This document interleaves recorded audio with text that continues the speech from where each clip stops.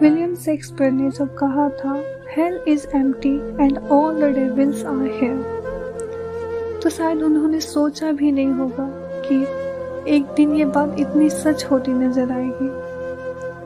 एक जानवर, वो भी डिग्निटी और वसूलों के साथ जीता है, लेकिन इंसान तो आज ऐसी घिनौनी हरकतें करने लगा है जो इंसानियत पर ही सवाल उठाता है।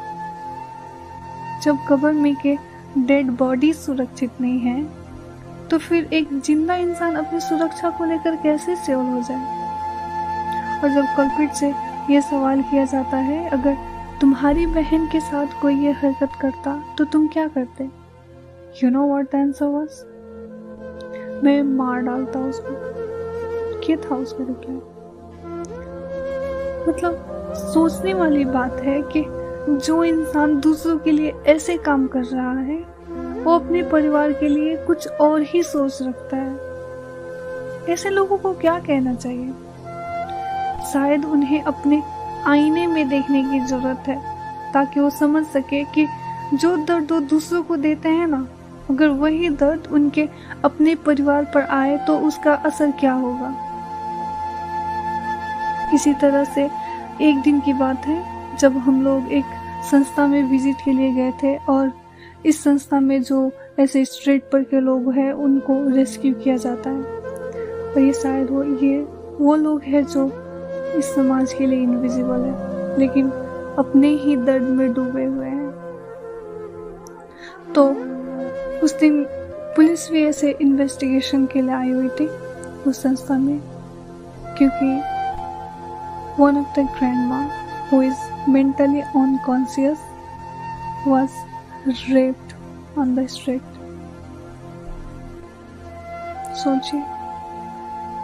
सोचिए एक ऐसी बूढ़ी औरत जो अपने सोचने समझने की ताकत खो चुकी है, जो अपने दुख दर्द को भी शायद समझ नहीं सकती, उनके साथ भी ये दुनिया ऐसी दरिंदगी कर रही है।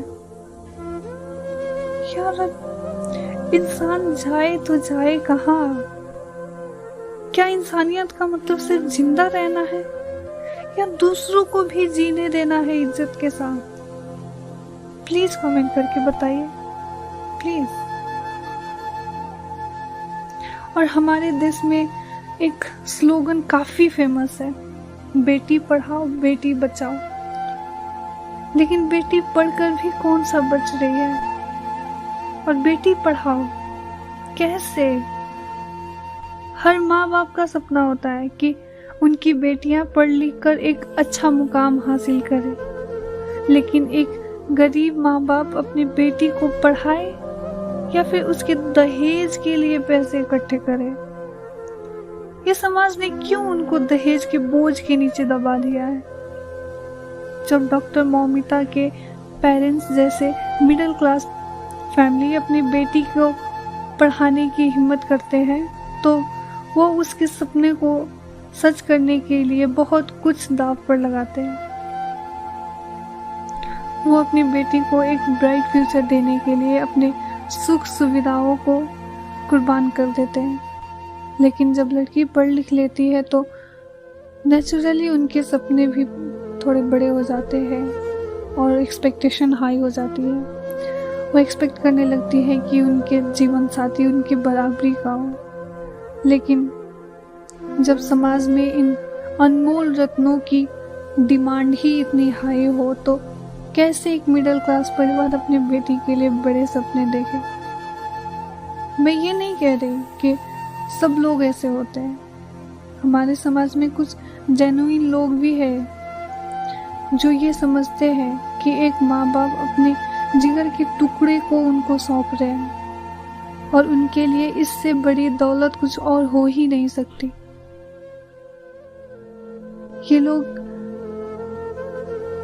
लड़की की इज्जत और उसकी पढ़ाई से ज्यादा दहेज को महत्व नहीं देते।